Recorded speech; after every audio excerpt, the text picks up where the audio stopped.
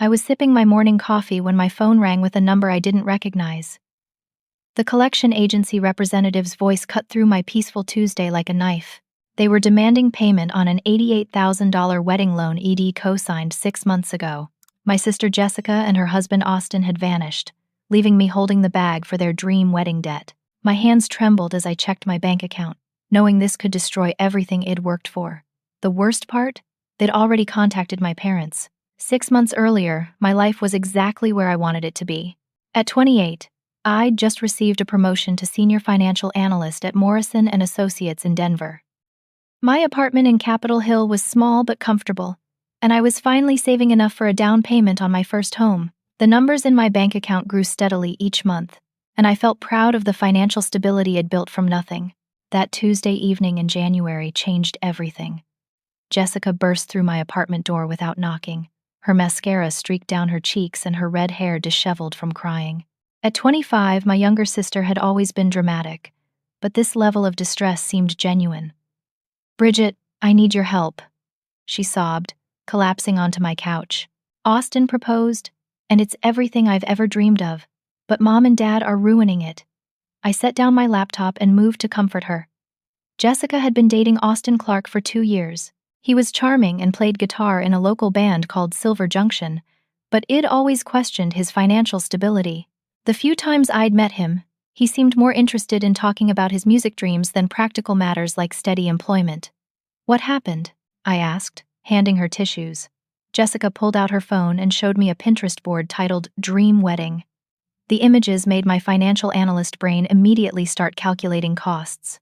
I saw sprawling vineyards, cascading white flowers, designer gowns, and reception venues that screamed luxury. "We want to get married at Chateau Belmont in Napa Valley," she explained between sniffles.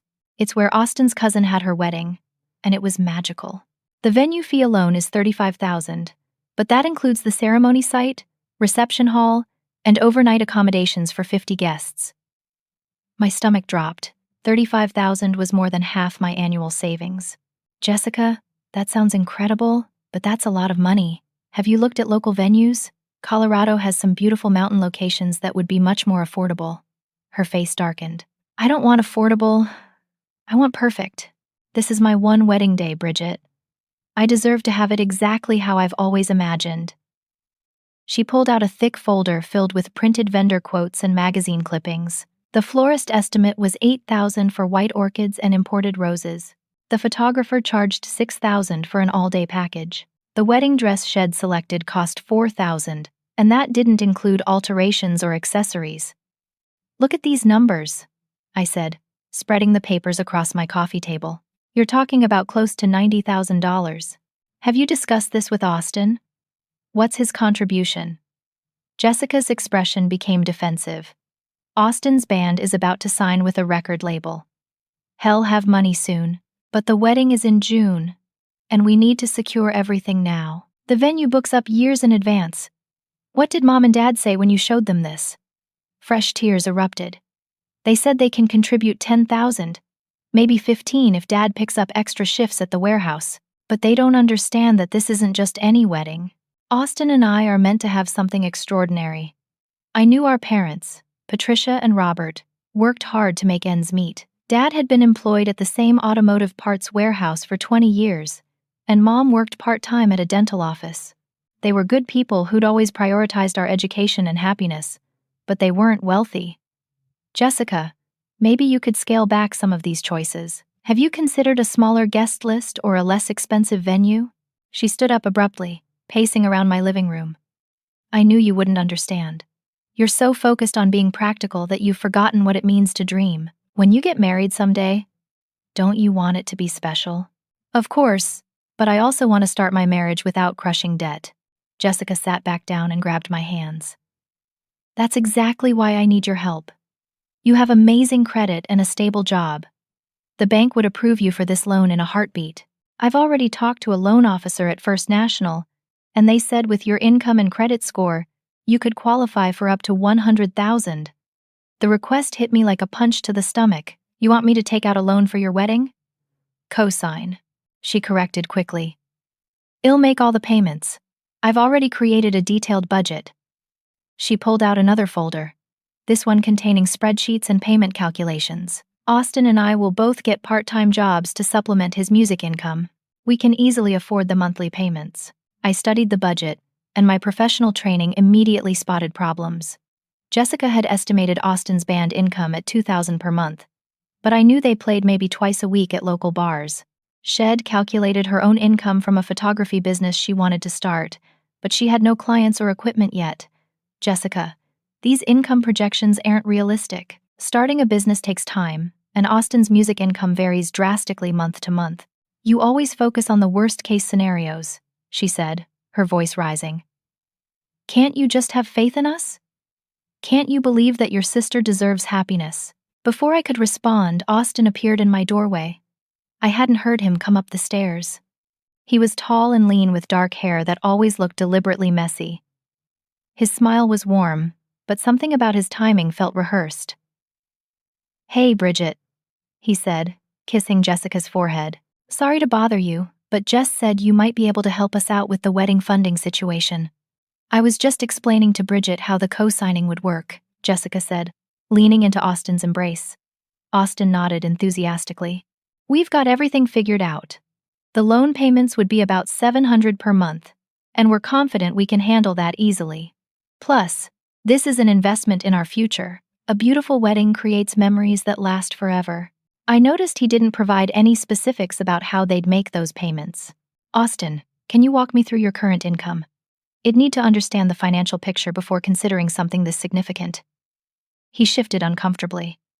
"Well, the band situation is complex. We're in negotiations with a label, so our income is about to increase substantially. Right now, we make enough to cover our basic expenses." That non-answer told me everything I needed to know about their financial reality. "I need time to think about this," I said finally. Jessica's face fell. "How much time?"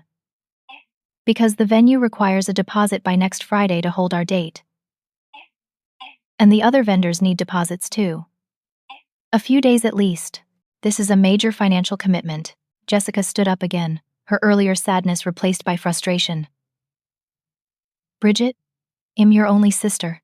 When you needed help with college applications, I spent hours helping you edit your essays. When you went through that awful breakup with Derek, I was there for you every single night. Family supports family." Her words stung because they were true. Jessica had been there during difficult times, but this felt different. This was asking me to risk my financial future for her fantasy wedding. "I understand that. But there's no but when it comes to family," Austin interrupted gently. "We're not asking for charity. We're asking for temporary assistance that will be paid back with interest." Jessica grabbed my arm. "Please, Bridget, I'm begging you. This wedding represents everything Austin and I have dreamed about together. Without your help, we'll have to settle for something ordinary. Something that doesn't reflect who we are as a couple." The emotional weight of their pleading was overwhelming. I loved my sister, and I wanted her to be happy. Maybe I was being overly cautious. Maybe I should have more faith in their ability to make the payments. "Let me review all the paperwork this week," I said. "I'll give you an answer by Sunday." Jessica threw her arms around me. "Thank you for considering it. I know it seems like a lot, but I promise you won't regret helping us create the perfect beginning to our marriage." After they left, I spread all their wedding planning documents across my dining table. The numbers were staggering. Beyond the major expenses, they'd added upgrades everywhere. Premium bar packages, designer invitations, luxury transportation, professional videography, a string quartet for the ceremony. Each individual item seemed reasonable, but together they created a financial mountain. That Sunday, Jessica invited me to dinner at our parents' house. The moment I walked in, I knew Shed orchestrated this gathering strategically. Mom had cooked Jessica's favorite meal, pot roast with garlic mashed potatoes. Dad had opened a bottle of wine he'd been saving for a special occasion. "We're so excited about the engagement," Mom said, hugging Austin warmly. "Jessica has been showing us all her wedding plans, and everything sounds beautiful. Bridget's going to help us make it happen," Jessica announced before I'd even sat down. "She's agreed to co-sign the loan for the venue and vendors." I choked on my wine. "Jessica," I said, "I'd consider it. I haven't made any commitments. Awkward silence filled the dining room. Mom looked confused, and Dad set down his fork. What loan? Dad asked. Jessica launched into her presentation, showing them the same vendor quotes and venue photos Shed shared with me. Our parents listened politely, but I could see Dad calculating the costs in his head. Honey, this is a lot of money, Mom said carefully. Are you sure you need all these expensive things for a wedding?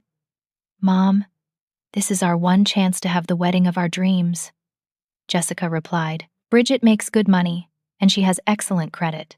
The loan wouldn't be a problem for her to qualify for. Dad turned to me. Bridget, what are your thoughts on this? I felt trapped. Saying no in front of our parents would make me look selfish and unsupportive. Saying yes would commit me to a financial obligation that terrified me. I'm concerned about the total amount, I said diplomatically. Nearly $90,000 is a significant loan for anyone.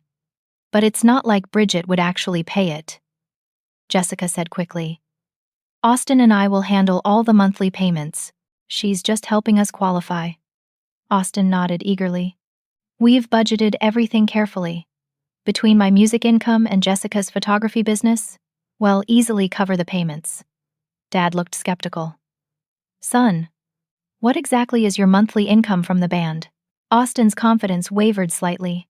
It varies depending on our booking schedule, but we're expecting it to increase significantly once we sign with the record label. Dad pressed. Soon. Our manager says we're very close to finalizing a deal. I could tell Dad wasn't buying Austin's vague promises, but Jessica jumped in before he could ask more questions. The point is, we have multiple income streams planned, she said. And if there's ever a problem, which there won't be, Bridget makes enough to handle the payments temporarily. Mom reached across the table and squeezed my hand. Whatever you decide, we support you. We just want both our daughters to be happy. The pressure was suffocating. Jessica had cleverly framed the situation so that refusing would seem selfish and mean-spirited. She was my sister, and I did want her to be happy. Maybe I could structure the agreement to protect myself somehow. If I agree to this, I said slowly, I'd want some additional documentation beyond just the bank loan, something that outlines exactly how the payments will be made and what happens if there are any problems. Jessica's face lit up. Of course. Whatever makes you comfortable. We just need your signature to move forward. Austin smiled broadly. Bridget, you're amazing for even considering this. We promise you won't regret helping us start our marriage the right way. As we finished dinner, Jessica pulled out her phone and started calling vendors to secure their services. I watched her excitement and felt a mix of love for my sister and growing anxiety about what I was agreeing to do. But the decision that really sealed my fate came the next morning when Jessica called me at work, crying hysterically. Bridget, I made a terrible mistake, she sobbed. I was so excited yesterday that I called the venue and put down a deposit using my credit card. But I also called the florist and the photographer and gave them deposits too. I spent almost $15,000 on my credit card for deposits, thinking the loan approval was just a formality. My blood went cold. Jessica, what are you saying? If we don't get the loan approved by Friday, it'll lose all the deposit money. The vendor's contracts say deposits are non-refundable after 48 hours. Bridget, if you don't co-sign this loan, it'll be out $15,000 and have no wedding at all. I realized Shed maneuvered me into an impossible position. Refusing now wouldn't just mean disappointing her. It would mean Shed lose a significant amount of money Shed already spent based on my tentative agreement. Jessica, why did you spend money before the loan was approved? Because I trusted that my sister would help me when I needed her most, she said through tears. Please, Bridget. I'm begging you. I can't lose this money. It would ruin everything. Sitting in my office cubicle, staring at spreadsheets on my computer screen, I felt completely trapped. Jessica had created a situation where saying no would cause immediate financial damage on top of crushing her wedding dreams. She was my sister, and despite my concerns about the loan amount, I couldn't bear the thought of her losing $15,000 because Shed trusted me to help her. That afternoon, I called First National Bank and scheduled an appointment to discuss the loan application. The loan officer at First National Bank, a middle-aged woman named Carol Henderson, spread the paperwork across her desk while I sat there feeling like I was about to sign my life away. The conference room smelled like coffee and anxiety, and the fluorescent lighting made everything feel sterile and intimidating. Based on your income and credit score, you qualify for the full amount, Carol explained. Your debt-to-income ratio is excellent, and you have a solid employment history. The bank considers you a low-risk borrower. I stared at the loan documents, my professional training screaming warnings about the commitment I was about to make. $88,000 at 6.5% interest over 7 years would mean monthly payments of roughly $1,300. Even if Jessica and Austin made every payment on time, it'd be legally responsible for nearly $110,000 by the time the loan was fully repaid. I'd like to add some specific clauses to this agreement, I said, pulling out a folder I'd prepared. I want documentation that protects my interests as the co-signer. Carol nodded. What kind of protections are you thinking about? First, I want the borrowers to provide monthly proof of income and payment capability. Second, I want the right to assume control of any assets purchased with loan funds if payments become delinquent. Third, I want a separate agreement between myself and the borrowers that outlines their repayment obligations. Carol looked surprised. Those are unusually detailed requirements for a family loan situation. Most people trust their relatives to make payments as promised. I work in financial analysis, I replied. I've seen what happens when family loans go wrong. I want legal protections in place. After 2 hours of revising documentation, I had what I needed. The bank agreement included my protective clauses, and I'd scheduled a meeting with my lawyer friend Madison Torres for the following morning to draft a secondary agreement between Jessica, Austin, and myself. Madison had been my roommate in college and now practiced contract law in downtown Denver. When I explained the situation over coffee at her office, she immediately looked concerned. Bridget, family loans are notorious for causing problems. Are you absolutely sure about this? Jessica already spent $15,000 on deposits. If I back out now, she loses everything. Madison pulled out a legal pad and started taking notes. Tell me everything you know about Austin's financial situation. I realized how little I actually knew. He plays in a band that performs at local venues. He claims they're close to getting a record deal, but I've never seen any concrete evidence of that. Jessica says he has other income sources, but he's been vague about specifics. What about Jessica? What's her employment situation? She works part-time at a portrait studio and wants to start her own photography business, but she doesn't have any established clients or business plan that I've seen. Madison frowned while writing. So you're co-signing an $88,000 loan for 2 people with uncertain income who want to spend that money on a single event rather than an investment that could generate returns. Hearing it stated so bluntly made the decision seem even more reckless. When you put it like that, it sounds insane. Let me draft an agreement that gives you some recourse if things go wrong, Madison said. But honestly, the best protection would be not signing this loan at all. We spent 3 hours creating a comprehensive secondary agreement. Madison included clauses that would allow me to claim ownership of any assets Austin and Jessica purchased with loan funds if they defaulted on payments. She also added requirements for them to provide monthly income documentation and give me access to their bank account information. This agreement essentially makes you a secured creditor, Madison explained. If they default, you can seize assets to recover your losses. But enforcement might be complicated if they don't have significant assets to claim. That evening, I presented the secondary agreement to Jessica and Austin at Jessica's apartment. The space was cramped and cluttered, with Austin's music equipment taking up most of the living room. I noticed several expensive items that seemed inconsistent with their claims of financial struggle. A new laptop, designer handbags, and what appeared to be costly recording equipment.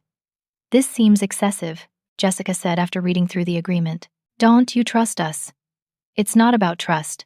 It's about protecting everyone involved. If you're confident about making the payments, then signing this shouldn't be a problem. Austin seemed more nervous than Jessica. He kept asking questions about specific clauses and what they meant. When he read the section about asset seizure, his face went pale. What if we have temporary income problems? He asked. Like, if the band goes through a slow period or something unexpected happens. The agreement includes a 30-day grace period for missed payments, I explained. And we can work out payment plans if you communicate with me about any problems in advance. This document protects all of us by making expectations clear. Jessica signed without hesitation, but Austin stalled, reading certain sections multiple times. Finally, Jessica grabbed the pen from him and pointed to the signature line. Just sign it, Austin. We're going to make every payment on time, so none of this legal stuff matters anyway. He signed reluctantly, and I felt a knot form in my stomach watching his discomfort. 2 days later, we all met at the bank to finalize the loan. Jessica was radiant, wearing a new dress and talking excitedly about vendor meetings scheduled for the upcoming week. Austin seemed distracted, checking his phone constantly and giving short answers to Carol's questions. When Carol asked Austin to verify his income, he provided bank statements that showed irregular deposits ranging from $200 to $800. There was no consistent pattern, and several weeks showed no music-related income at all. Mr. Clark, your income appears to vary significantly, month to month, Carol observed. How do you plan to ensure consistent loan payments? We're expecting my income to stabilize soon, Austin replied vaguely. Plus, Jessica will be contributing to the payments from her photography work. Jessica jumped in quickly. We've already booked 3 photography clients for next month, and I'm getting referrals from friends. The income potential is really strong. Carol looked unconvinced. But with me as the co-signer, Austin and Jessica's income wasn't technically relevant for loan approval. The bank's primary concern was my ability to make payments if necessary. After signing what felt like 100 documents, Jessica squealed with excitement and hugged both Austin and me. We're really doing this! We're going to have the most incredible wedding ever. Austin's smile seemed forced, and he avoided making eye contact with me during the celebration. That weekend, Jessica invited me to her engagement party at a trendy restaurant in downtown Denver. The event was supposed to be small and casual, but when I arrived, I found 50 people celebrating with an open bar and elaborate decorations. The cost of the party alone had to be several $1,000s. Jessica, how did you pay for all this? I asked as she showed me around the private dining room. Austin's cousin offered to host it as an engagement gift, she said dismissively. Isn't it gorgeous? This is exactly the kind of celebration we deserve. I mingled with their friends, many of whom seemed curious about the upcoming Napa Valley wedding. Several people mentioned how expensive the venue must be and expressed surprise that Austin and Jessica could afford such a lavish celebration. Jessica's sister is helping them out. I overheard Austin tell a group of his bandmates.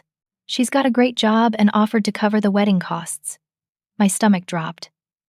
That wasn't how WED discussed the arrangement at all. Austin was telling people that I was paying for the wedding, not that I'd co-signed a loan that he and Jessica were responsible for repaying. Later in the evening, I noticed Austin and his bandmate Derek huddled in a corner, speaking in hushed tones. I couldn't help overhearing parts of their conversation as I walked past to use the restroom. Living the dream on someone else's dime, Austin was saying with a laugh. Dude, you're lucky to have such a generous sister-in-law, Derek replied. Most people have to save for years for a wedding like this. Yeah, well, sometimes you just have to work the system, you know? Jessica's got her sister wrapped around her finger. I felt sick hearing Austin discuss our arrangement so casually, as if manipulating me was something to be proud of. But what disturbed me even more was his attitude toward financial responsibility. He seemed to view the loan as free money rather than a serious debt obligation. As the party wound down, I found myself standing on the restaurant's outdoor patio, looking out at the Denver skyline, and questioning every decision that had led to this moment. My phone buzzed with a text from Madison. How did the loan signing go? Please tell me you're feeling good about this decision. I couldn't bring myself to respond honestly. Instead, I typed back, all signed. Jessica is thrilled, but inside I felt like I'd just made the biggest financial mistake of my life. Austin's cavalier attitude about the money, combined with their unrealistic income projections, made me realize I'd probably end up making most or all of the loan payments myself. The worst part was that I'd committed not just my current financial resources, but my future ones too. For the next 7 years, This loan would hang over my head like a sword. My dreams of buying a house would have to wait. My emergency savings would need to be preserved in case Jessica and Austin defaulted. As I drove home that night, I tried to convince myself that I was worrying unnecessarily. Maybe Austin's band really would get a record deal. Maybe Jessica's photography business would take off immediately. Maybe they'd prove my concerns wrong and make every payment on time. But deep in my gut, I knew I'd been manipulated into a situation that would ultimately cost me far more than $88,000. I'd potentially sacrificed years of my own financial progress for my sister's dream wedding. And I was beginning to suspect that Jessica and Austin had planned this manipulation from the beginning. The engagement party had revealed their true attitude toward the money. It wasn't a loan to be repaid with gratitude and responsibility. In their minds, it was a gift from a successful sister to help them live beyond their means. And that realization terrified me more than any number on a loan document ever could. Wedding week arrived like a hurricane hitting the Colorado plains. Jessica had transformed from my sweet younger sister into someone I barely recognized, issuing orders and demands with the intensity of a military commander. Her stress levels had reached astronomical heights, and unfortunately, everyone around her became collateral damage. I arrived in Napa Valley on Thursday morning, 2 days before the Saturday ceremony. The Chateau Belmont was undeniably spectacular, with rolling vineyard views and French-inspired architecture that looked like something from a fairy tale. But as the maid of honor, I quickly discovered that spectacular came with a price tag that extended far beyond the venue fee. "Bridget, thank goodness you're here," Jessica said, rushing toward me as I checked into the hotel.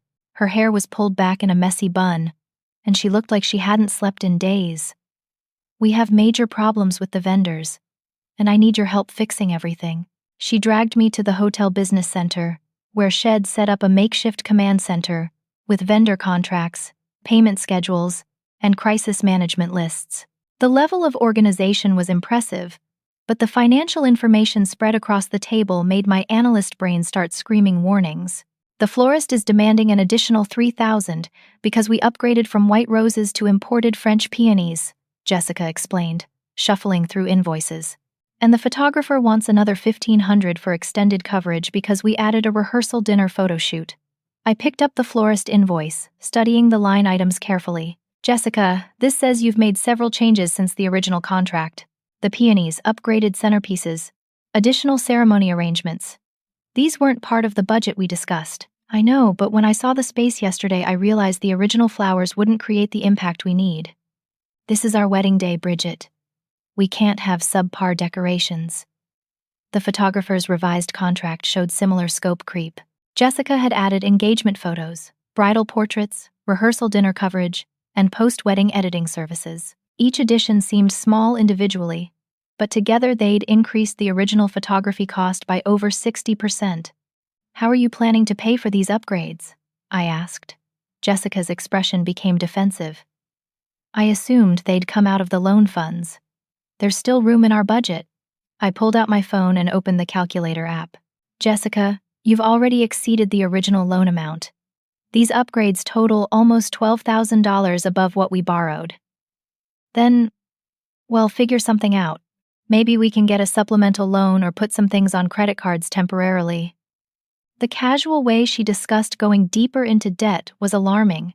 Jessica seemed to view money as an abstract concept rather than a finite resource with real consequences. Over the next 2 days, I watched my sister transform into someone driven by perfectionism and status, rather than love and celebration. She berated the wedding coordinator for not arranging the chairs at precisely the right angle. She made the cake designer rebuild the bottom tier because it was half an inch shorter than Shed expected.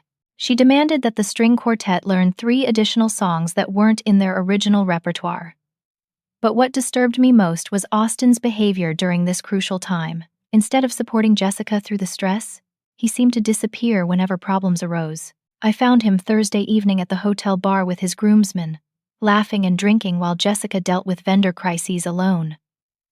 "Hey, Austin," I said, approaching their table. "Jessica could really use your help with some payment issues that came up today." "Oh, she's got everything under control," he said with a wave of his hand. "Wedding planning is really more of a woman's thing anyway. I just show up and look good in my tux." His groomsmen laughed, but I found his attitude troubling. This was supposedly their dream wedding, but Austin seemed completely disconnected from the financial reality of what they were creating. Friday morning brought more disturbing discoveries. While helping Jessica organize vendor payments, I noticed several invoices marked as overdue. The transportation company that was providing luxury cars for the wedding party hadn't received their deposit. The videographer was threatening to cancel unless she received payment immediately. "Jessica, why haven't these vendors been paid?" I asked, spreading the overdue notices across her bed. She glanced at the papers without really reading them. "I've been making minimum payments on the loan to preserve cash flow for these exact situations. Once all the vendors are paid after the wedding, well, catch up on the monthly loan payments." My heart sank. The loan agreement clearly stated that monthly payments were due regardless of how the borrowed funds were being spent. Jessica had already begun defaulting on her repayment obligations before the wedding even happened. "You can't skip loan payments to pay wedding vendors," I explained. "The bank doesn't care how you spend the money. The monthly payments are separate obligations." "Relax, Bridget. After the wedding, Austin and I will focus on getting our income streams established. A few weeks of delayed payments won't matter in the long run." But a few weeks turned into a more serious problem when I discovered Jessica had used her personal credit cards to cover the vendor shortfalls. She'd charged over $8,000 on 3 different cards, creating additional monthly payment obligations that weren't part of our original budget. "How do you plan to make credit card payments and loan payments simultaneously?" I asked. "Well, figure it out. Maybe we can consolidate everything into one payment plan after the honeymoon." Jessica's financial magical thinking was creating a debt spiral that would be impossible to escape. She was treating credit like free money and assuming that future income would somehow materialize to cover all the obligations she was creating. The rehearsal dinner Friday night was held at a restaurant overlooking the Napa Valley. The setting was gorgeous, but I couldn't enjoy the celebration because I kept calculating the costs in my head. Open bar, premium wine pairings, upgraded menu selections. Every detail represented additional money that Jessica and Austin didn't actually have. During the dinner, I overheard a conversation between Austin and his best man, Marcus, that made my blood run cold. "So, what's the plan after you guys get back from the honeymoon?" Marcus asked. Austin glanced around to make sure Jessica wasn't listening, then leaned closer to Marcus. "We're thinking about making some major changes. This whole debt situation is getting complicated, and we might need to consider our options." "What kind of options?" "Let's just say there are ways to handle financial problems that don't involve staying trapped in the same place forever." The cryptic nature of their conversation alarmed me, but before I could process it fully, Jessica grabbed my arm and pulled me toward the cake table for photos. The wedding ceremony Saturday morning was undeniably beautiful. Jessica looked radiant in her $4,000 gown, and Austin cleaned up well in his custom tuxedo. The French peonies created stunning visual displays, and the string quartet's music added an elegant atmosphere to the vineyard setting. But as I stood beside my sister during the ceremony, watching her exchange vows with Austin, I felt a growing sense of dread rather than joy. Every beautiful detail represented debt that would follow them for years. The imported flowers, designer dress, luxury venue, gourmet catering.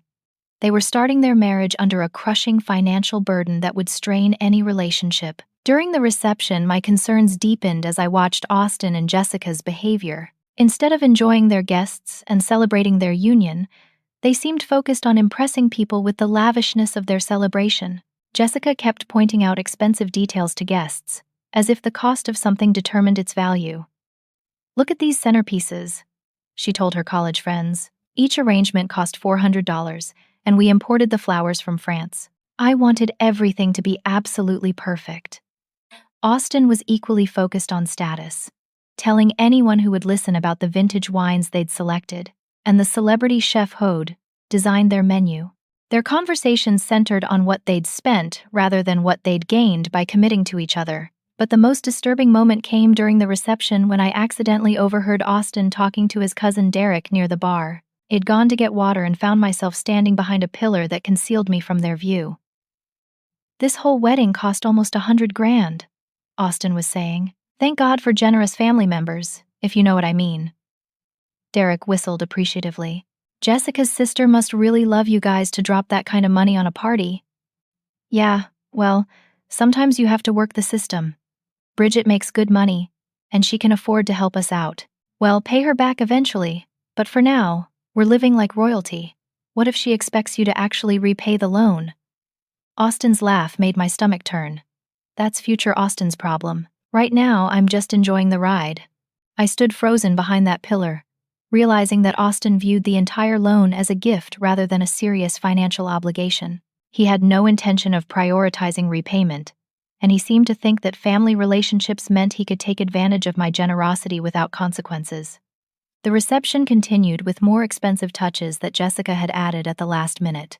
Premium champagne for the toast, upgraded linens, additional lighting effects. Each enhancement represented money they didn't have, but Jessica seemed intoxicated by the ability to create her perfect day regardless of cost. As the evening progressed, I noticed that Austin and Jessica spent very little time actually celebrating with their guests.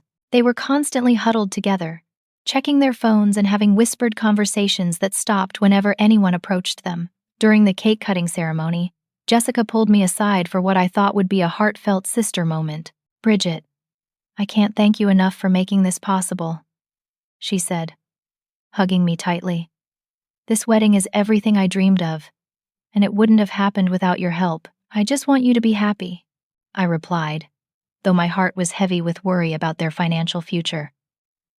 "We're going to pay you back every penny, I promise. Austin and I have some exciting opportunities coming up that will make the monthly payments easy to handle." I wanted to believe her, but Austin's earlier conversation had revealed his true attitude toward the debt. Jessica might have good intentions, but if Austin wasn't committed to repayment, their promises meant nothing. The reception ended around midnight, but instead of staying to help with cleanup or saying proper goodbyes to family, Austin and Jessica disappeared early. I found them in the hotel parking lot, loading suitcases into a rental car while their guests were still dancing inside. "Where are you going?" I asked, confused by their rushed departure. "We're driving to San Francisco tonight so we can catch an early flight tomorrow," Jessica explained. "Our honeymoon schedule is pretty tight." Something about their hurried exit felt wrong, but I attributed it to typical newlywed excitement about starting their honeymoon adventure. As I watched their car disappear into the darkness, I felt a profound sense of unease that I couldn't shake. The wedding had been beautiful, but it had also revealed aspects of Jessica and Austin's character that deeply concerned me. Their casual attitude toward money, their focus on impressing others rather than building a foundation for their marriage, and Austin's disturbing comments about working the system all pointed toward future problems.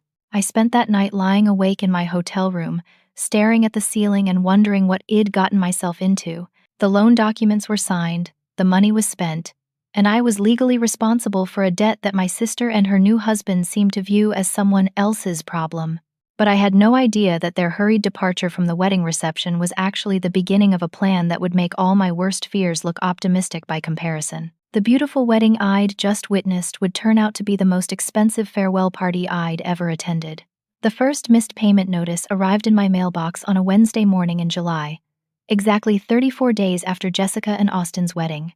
I stared at the envelope from First National Bank with a growing sense of dread, though part of me had been expecting this moment since their hasty departure from the reception. Inside was a formal notice stating that the July payment of $1,312 had not been received by the due date.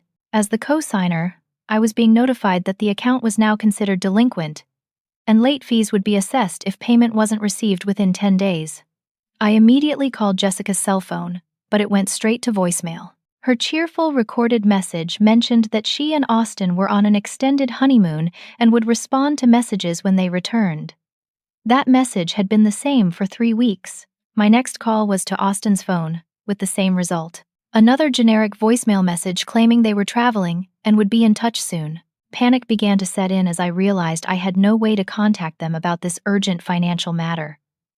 I drove to Jessica's apartment complex that afternoon, hoping to catch them if they'd returned from their honeymoon early. But when I knocked on the door of Unit 23, a stranger answered. "I'm looking for Jessica Clark," I said to the middle-aged man in the doorway. "This is her apartment." He shook his head. "Nobody by that name lives here. We just moved in 3 weeks ago. The previous tenants cleared out right after some big wedding, according to the landlord." My heart sank. Cleared out. Yeah, the landlord said they gave notice the same week as their wedding and moved everything out while he was out of town, paid their final month's rent and left the keys with the office. I thanked him and walked back to my car on shaking legs. Jessica and Austin hadn't just gone on an extended honeymoon. They'd moved out of their apartment and disappeared entirely. I drove immediately to our parents' house, hoping they'd have some explanation for Jessica's sudden relocation. Mom was in the kitchen preparing dinner when I burst through the front door. "Have you heard from Jessica and Austin since the wedding?" I asked without preamble. Mom looked surprised by my urgency. Not directly, but she posted some beautiful photos from Thailand on Facebook. They look like they're having a wonderful honeymoon. Thailand. My voice came out as a croak. How long have they been there? Since right after the wedding, I think. Jessica mentioned they wanted to do something adventurous for their honeymoon. Why do you seem upset? I pulled out the bank notice and showed it to both my parents. They missed their first loan payment. And when I went to their apartment, they've moved out completely. Dad's face went pale as he read the notice. What does this mean for you, Bridget? It means I'm legally responsible for their debt if they don't make payments. And based on what I'm discovering, it looks like they never intended to make payments at all. Mom sank into a kitchen chair. That can't be right. Jessica promised she'd handle the loan payments. She showed us budgets and plans. I opened Facebook on my phone and searched for Jessica's profile. Her recent posts showed her and Austin lounging on tropical beaches, eating at expensive restaurants, and touring luxury resorts. The photos were tagged in various locations throughout Thailand, and based on the timestamps, they'd been traveling for over 3 weeks. This level of travel isn't cheap, I said, showing my parents the photos. If they can afford this kind of honeymoon, why aren't they making loan payments? Dad studied the images carefully. Some of these hotels look pretty upscale, and those restaurants don't look like budget tourist spots. The more I scrolled through Jessica's posts, the more sick I felt. They were clearly spending significant money on their honeymoon while completely ignoring their loan obligations. Every expensive meal and luxury hotel room represented money that should have been used for debt payments. That evening, I called Madison for legal advice about my options. The bank won't care why they're not making payments, Madison explained. As the co-signer, you're fully responsible for the debt. If you don't make the payments, it will damage your credit and potentially result in collection actions. What if I can prove they're spending money frivolously instead of meeting their obligations? That might be relevant in a lawsuit against them, but it doesn't change your immediate responsibility to the bank. Your credit is on the line right now. I spent that night calculating the financial impact of taking over the loan payments. $1,300 per month would consume nearly 40% of my take-home income. My dreams of buying a house would be postponed indefinitely. My emergency savings would need to be preserved for this exact situation. The next morning, I made the first payment from my own account to avoid further damage to my credit score. As I clicked submit on the online payment, I felt like I was signing my own financial death warrant. 2 weeks later, the situation became even worse when I received a phone call that made my stomach drop. Miss Bridget Morrison? This is Jennifer Walsh from Premier Collection Services. I'm calling about an outstanding debt in the amount of $88,000 that has been referred to our agency for collection. I nearly dropped my phone. What are you talking about? I've been making the loan payments. Our records show that the borrowers, Jessica and Austin Clark, have failed to make any payments since the loan origination. As the co-signer, you are responsible for the full amount, plus accrued interest and fees. But I just made the July payment 2 weeks ago. I see that payment in our system. But there are additional complications. The borrowers appear to have left the country without providing forwarding addresses. When borrowers flee the jurisdiction, the entire loan amount becomes immediately due and payable. My world started spinning. What does that mean exactly? It means the bank is calling in the full loan amount. Hello. I'm delighted to assist you with our voice services.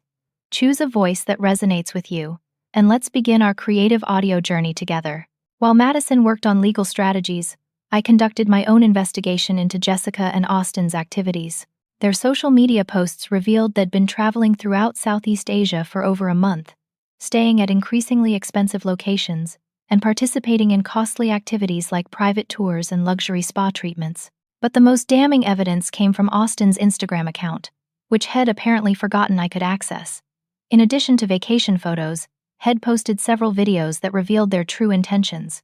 In one video, taken at a beachfront bar in Phuket, Austin was clearly intoxicated and talking directly to the camera. "Living the dream on someone else's dime," he said with a laugh, raising a tropical drink toward the camera.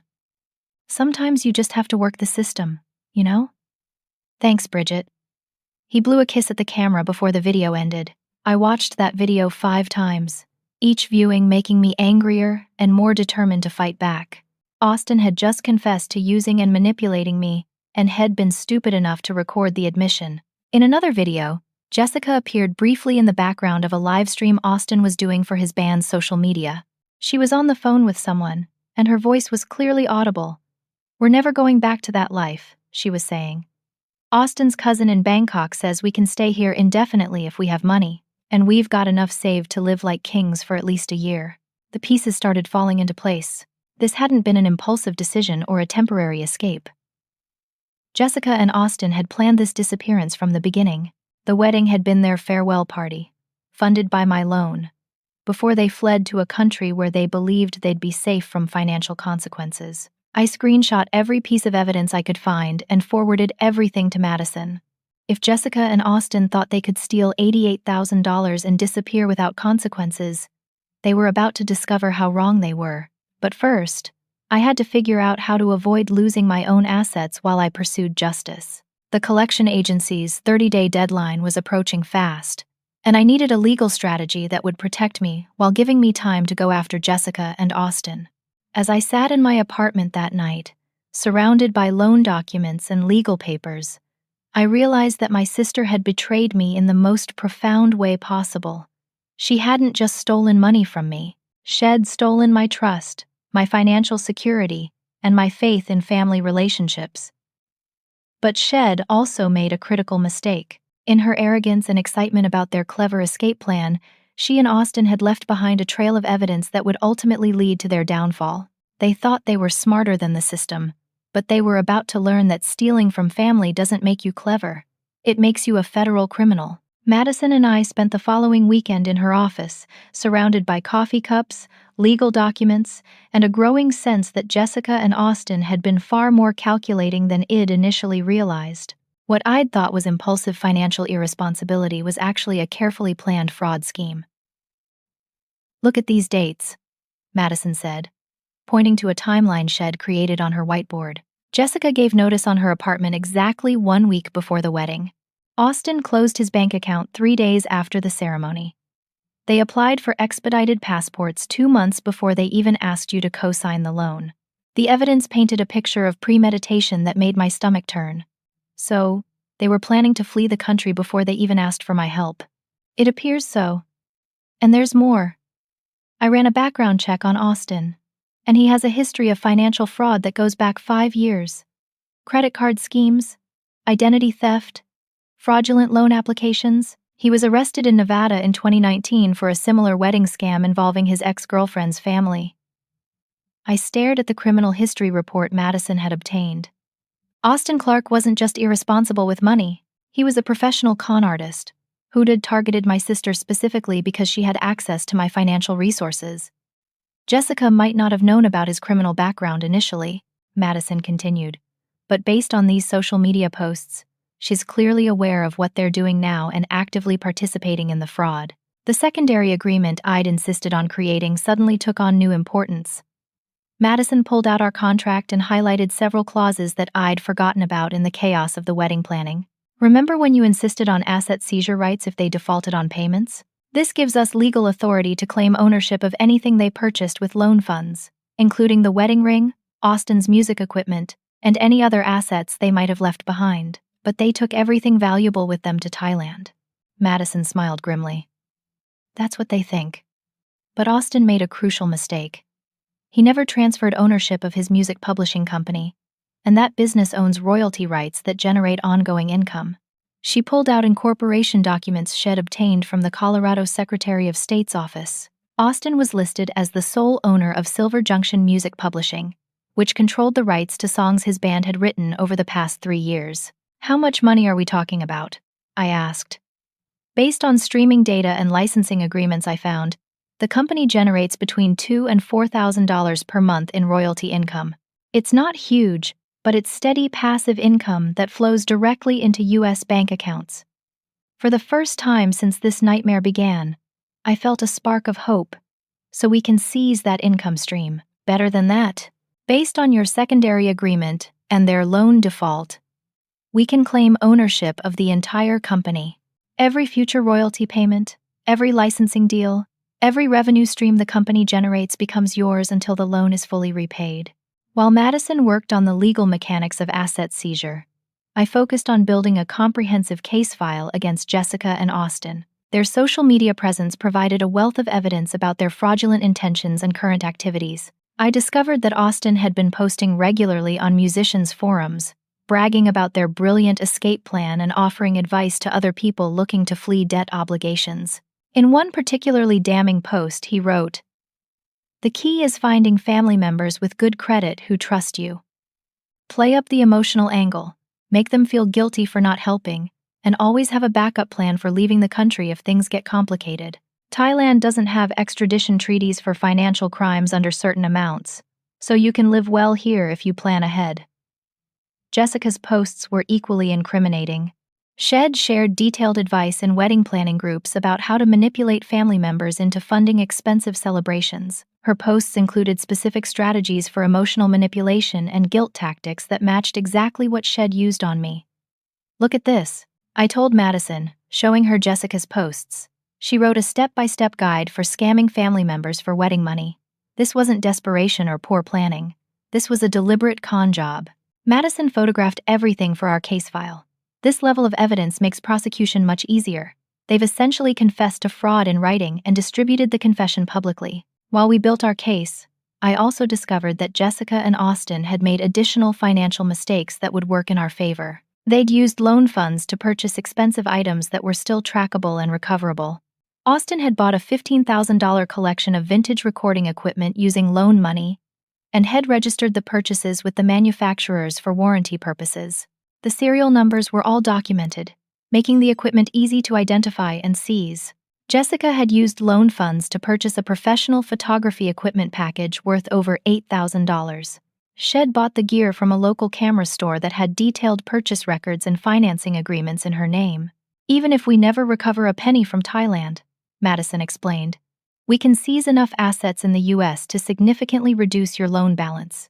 Plus, the criminal prosecution will likely result in restitution orders that require them to repay everything they stole." But the real breakthrough came when Madison's private investigator friend discovered that Austin had been running additional scams beyond just stealing from me. Had opened credit cards using fake income information, applied for personal loans from multiple banks, and even filed false tax returns claiming business expenses that didn't exist. "This elevates the case to federal fraud charges," Madison explained. "The FBI takes interstate financial fraud seriously, especially when it involves fleeing the country to avoid prosecution." We compiled everything into a comprehensive criminal complaint that Madison helped me file with the federal prosecutor's office. The evidence package included financial records, social media posts, witness statements from wedding vendors, and documentation of Austin's prior criminal history. 3 days after filing the complaint, I received a call from FBI Special Agent Sarah Chen, who specialized in financial crimes and international fraud cases. "Miss Morrison, we've reviewed your complaint and we're opening a formal investigation into Mr. Clark and Miss Clark's activities. Based on the evidence you've provided, this appears to be part of a larger pattern of financial fraud that crosses state and international boundaries."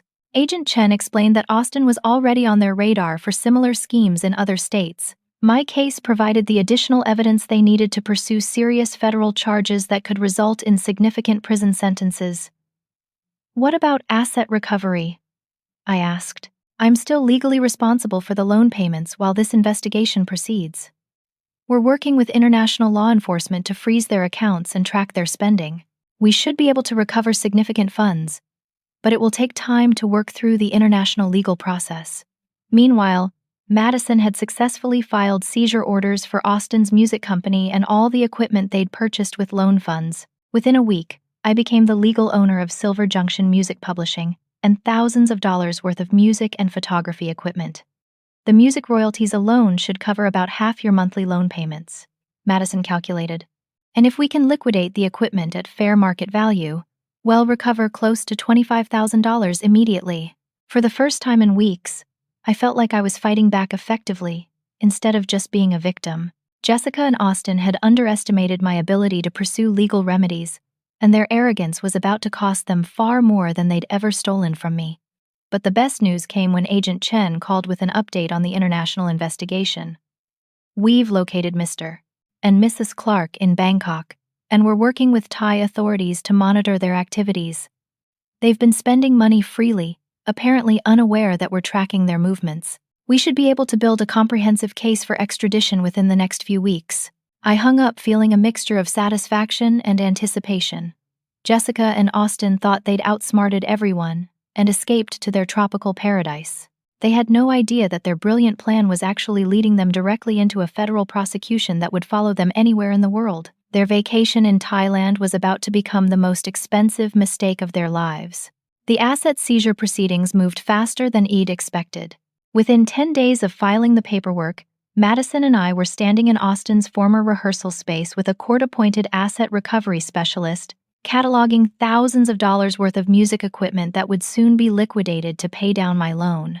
This vintage mixing board alone is worth about $8,000, the specialist explained, photographing Austin's prized recording console. And these studio monitors are professional-grade equipment that holds its value well. I felt a strange satisfaction watching Austin's precious music gear being tagged for auction. He'd been so proud of his investment in professional equipment, never mentioning that he'd bought it all with stolen money. But the real victory came when Madison's legal maneuvers successfully transferred ownership of Silver Junction Music Publishing to me. The company controlled royalty rights to 47 songs that Austin's band had written and recorded over 3 years. Most were minor compositions, but 3 songs had been licensed for television commercials and generated steady monthly income. You now own everything Austin created during his music career, Madison explained as we reviewed the transfer documents. Every streaming royalty, every licensing deal, every future revenue opportunity flows directly to you until the loan is fully repaid. The first royalty payment arrived 2 weeks later, $3,412 deposited directly into my account. It felt like poetic justice that Austin's own artistic work was now funding the repayment of his fraudulent debt. Meanwhile, Agent Chen's investigation was yielding remarkable results. The FBI had uncovered evidence that Austin and Jessica were part of a larger network of wedding and family fraud schemes operating across multiple states. Your sister and her husband connected with other couples through online forums, Agent Chen explained during our phone update. They've been sharing strategies for manipulating family members, identifying targets with good credit, and planning escape routes to countries with limited extradition agreements. The international investigation revealed that Jessica and Austin had been far more sophisticated than Id realized. They'd established bank accounts in 3 different countries, purchased fake identification documents, and even researched permanent residency requirements for nations that didn't cooperate with U.S. law enforcement. But they made critical mistakes, Agent Chen continued. They kept posting on social media. They maintained contact with their criminal network through traceable communications, and they've been spending money in ways that create obvious paper trails. The breakthrough came when Thai authorities, working with the FBI, intercepted communications between Austin and his criminal contacts in the United States. In recorded phone calls, Austin bragged about the success of his family wedding scam and offered detailed advice to other criminals planning similar schemes. Listen to this, Agent Chen said, playing an audio recording during our meeting. Austin's voice was clearly identifiable as he described his strategy for manipulating me. The key is finding someone with strong family loyalty and good financial resources, Austin's recorded voice explained. Bridget was perfect because she's responsible with money but emotional about family relationships. We played up the sister bond, created artificial urgency with the vendor deposits, and made her feel guilty for even questioning the arrangement. Hearing Austin describe his manipulation tactics in such calculated terms was both infuriating and validating. I hadn't been naive or foolish. I'd been targeted by a professional criminal who'd studied my psychological vulnerabilities and exploited them systematically. The recording continued with Austin providing advice to other criminals about international escape strategies. Thailand is perfect if you can get there quickly after executing the scam. No extradition for financial crimes under certain amounts, low cost of living, and easy to disappear into the tourist population. Just make sure you liquidate everything before you leave, because you're never going back. But Austin's confidence was about to be shattered. Agent Chen's team had been working with international law enforcement to build a comprehensive case that would allow them to pursue extradition regardless of Thailand's typical policies. Financial fraud that crosses international boundaries falls under different legal frameworks, Agent Chen explained. And when the fraud involves identity theft and criminal conspiracy, as Austin's activities do, Thailand cooperates fully with U.S. prosecution requests. The net was closing around Jessica and Austin faster than they realized. While they posted photos of luxury resort visits and expensive restaurant meals, law enforcement was documenting every transaction and building an ironclad case for multiple felony charges. We're tracking their spending through credit card transactions and bank transfers, Agent Chen said. They've spent over $60,000 in 6 weeks, which demonstrates that they have significant resources while claiming inability to make loan payments. The financial evidence alone was damning, but the real case-breaker came when Austin's criminal contacts in the U.S. were arrested in a coordinated raid across 4 states, facing serious federal charges. Several of them agreed to cooperate with prosecutors and provide testimony about Austin's leadership role in the wedding fraud network. Your brother-in-law wasn't just running one scam, Agent Chen revealed. He was recruiting and training other criminals, taking a percentage of their stolen funds, and operating what essentially amounts to a fraud syndicate. This elevates his charges to racketeering and organized crime levels. While the criminal case developed, I focused on maximizing asset recovery through civil proceedings. Madison had successfully liquidated Austin's music equipment for $28,000, and the ongoing royalty payments were covering nearly half my monthly loan obligations. But the psychological satisfaction of fighting back was worth more than the financial recovery. For months, Id felt like a helpless victim of Jessica and Austin's manipulation. Now I was actively dismantling their scheme and ensuring they faced consequences for their criminal behavior. The turning point came when Jessica made a critical error that destroyed any remaining sympathy I might have had for her situation. She called our parents from Thailand, crying and claiming that she and Austin were being persecuted by Thai authorities for no reason. "Bridget has ruined our lives," Jessica told our mother during a phone call that Mom recorded and shared with me. "We're just trying to start fresh as a married couple, and she's using her connections to make false criminal accusations against us." Jessica's complete denial of responsibility and her attempt to paint herself as the victim was the final straw. She still had the opportunity to return voluntarily, make financial restitution, and face reduced charges. Instead, she was doubling down on her criminal behavior and trying to manipulate our parents into believing she was innocent. "I want to pursue maximum charges and penalties," I told Agent Chen.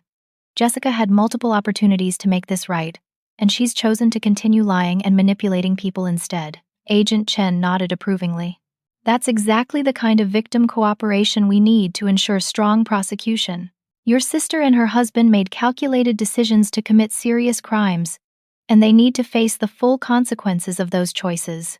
The final phase of the counterattack began when Agent Chen's team, working with international law enforcement, obtained warrants for Jessica and Austin's arrest through Interpol. Their names were added to international criminal databases, and their U.S. passports were flagged for immediate detention.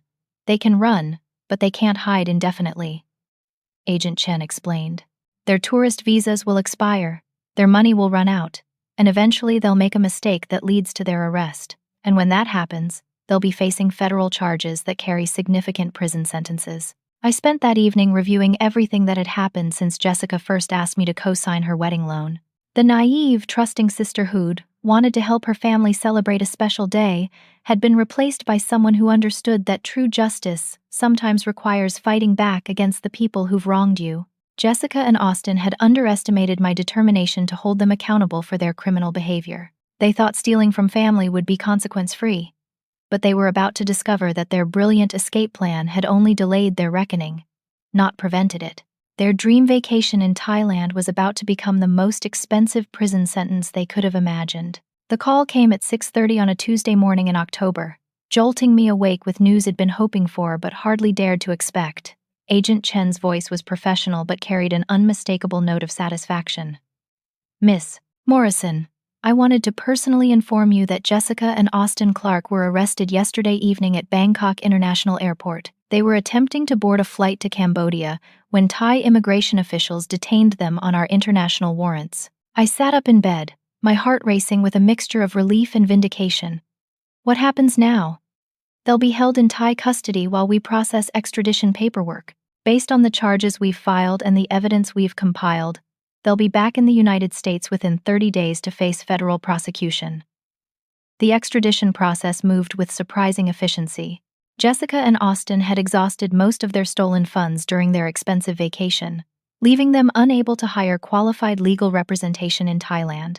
They were forced to rely on overworked public defenders who quickly advised them that fighting extradition would be futile given the strength of the evidence against them. 3 weeks later, I sat in the federal courthouse in Denver, watching my sister and Austin being led into the courtroom in handcuffs and orange jumpsuits. The transformation was shocking. Jessica's hair was unwashed and pulled back severely, and her face showed the strain of weeks in a Thai detention facility. Austin looked even worse, having lost significant weight and developed a nervous tic that made his left eye twitch constantly. The federal prosecutor, Assistant U.S. Attorney Michael Rodriguez, had built an overwhelming case against them. The charges included wire fraud, money laundering, conspiracy to commit financial fraud, and violations of the Travel Act for fleeing the country to avoid prosecution. Austin faced additional charges for identity theft and racketeering based on his leadership role in the broader fraud network. Your Honor, Rodriguez addressed the judge during the arraignment. The defendants orchestrated a sophisticated scheme to defraud Miss Morrison of $88,000 through manipulation, false representations, and premeditated flight from the jurisdiction. They then used the stolen funds to finance an extended international vacation, while leaving the victim responsible for their debt obligations. Jessica's court-appointed attorney attempted to argue that she was a victim of Austin's manipulation, but the evidence of her active participation was too strong. The social media posts where she provided advice to other potential scammers, her recorded phone calls bragging about their escape plan, and her continued lies to our parents even after their arrest all demonstrated clear criminal intent. The prosecution's evidence presentation took 2 full days. Rodriguez methodically walked through the timeline of their fraud, from Austin's initial research into family wedding scams to their arrest at the airport. The jury heard recordings of Austin coaching other criminals, saw screenshots of Jessica's instructional posts about manipulating family members, and reviewed financial records showing they'd spent $67,000 on luxury travel while claiming inability to make loan payments. But the most damning evidence came from Austin's own recorded statements. In a phone call intercepted by Thai authorities, Austin bragged about the success of his scheme to another criminal. Bridget was the perfect mark.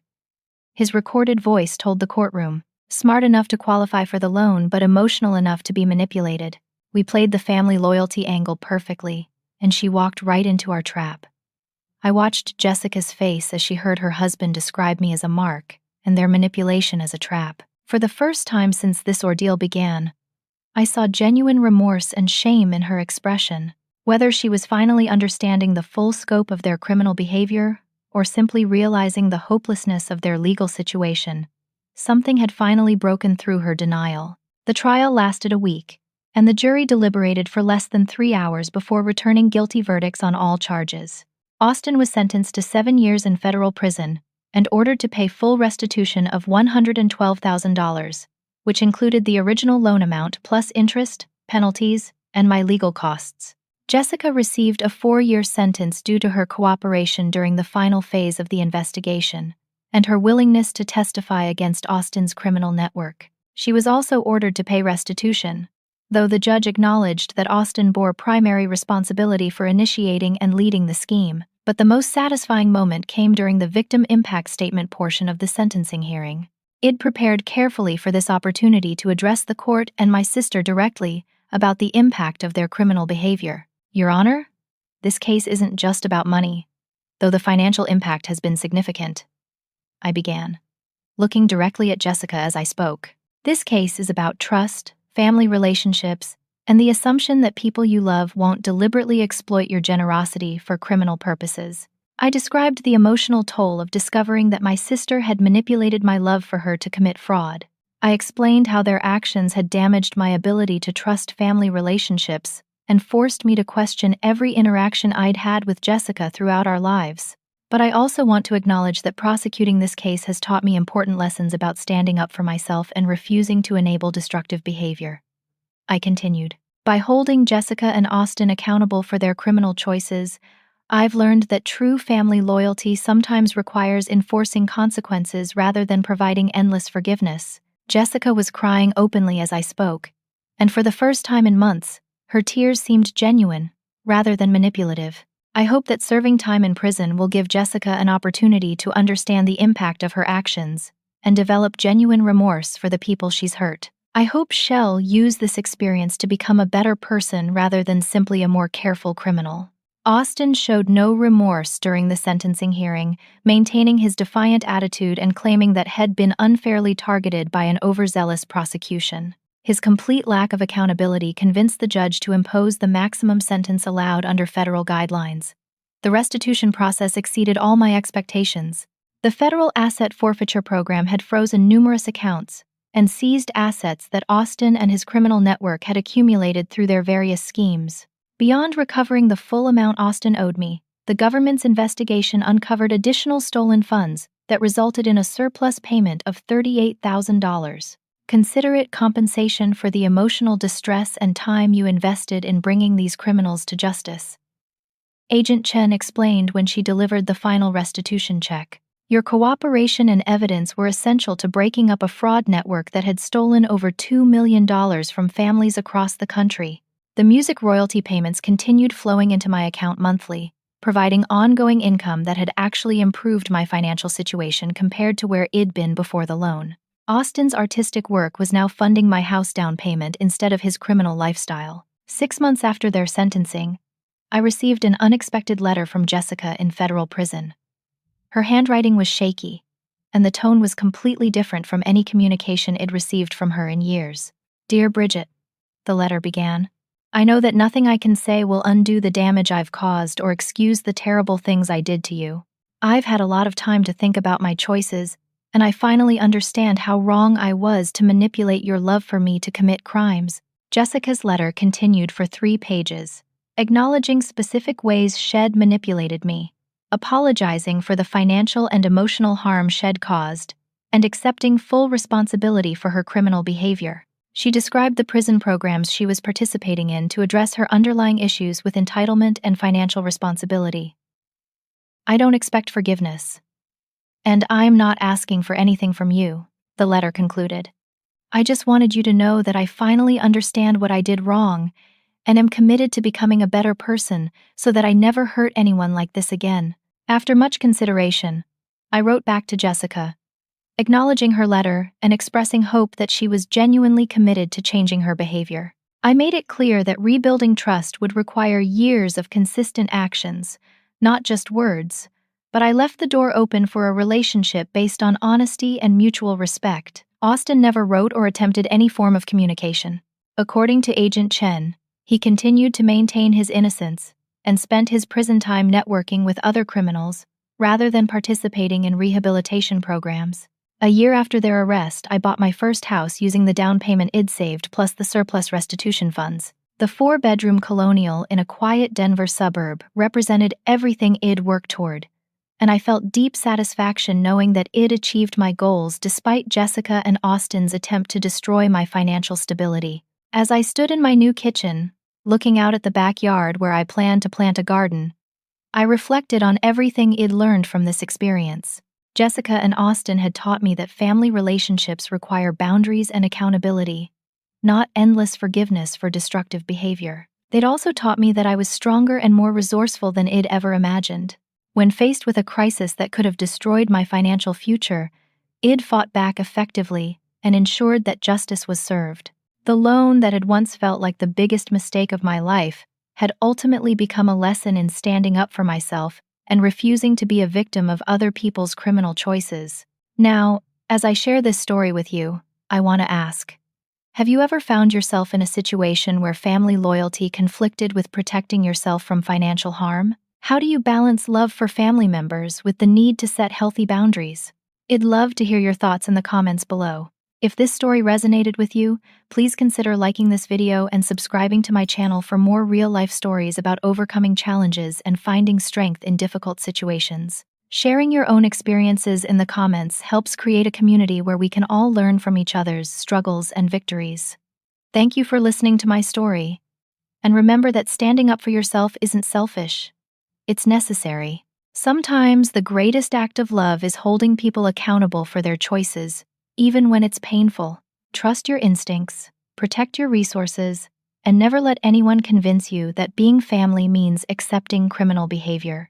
Until next time, stay strong and keep fighting for the justice you deserve.